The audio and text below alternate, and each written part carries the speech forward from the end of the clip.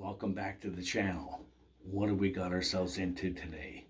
Today we have a tankless hot water unit, and in the fall, once a year, we usually backflush it with white vinegar to make sure there's no contaminants in the system. What do we need to do this?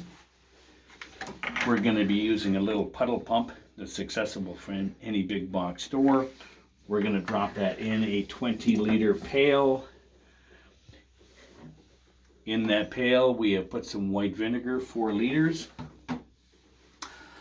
I've got one hose attached to the tankless unit. The other hose is attached to the puddle pump, and it's now going to pump back up through this system backwards, and we're going to pump for a few minutes. I have isolated the vinegar from the rest of the water system in the dwelling. So here we go. Let's plug this in.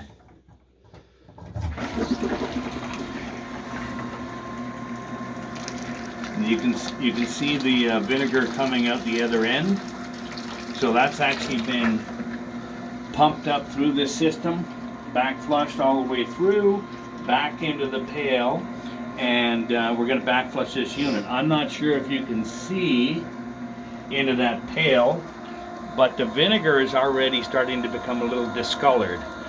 It's the manufacturer will suggest that you backflush a tankless hot water unit at least once a year, and in this case it's a seasonal dwelling, so in a while, in another couple of weeks, we will backflush with plumber's antifreeze to protect it from freezing for the winter.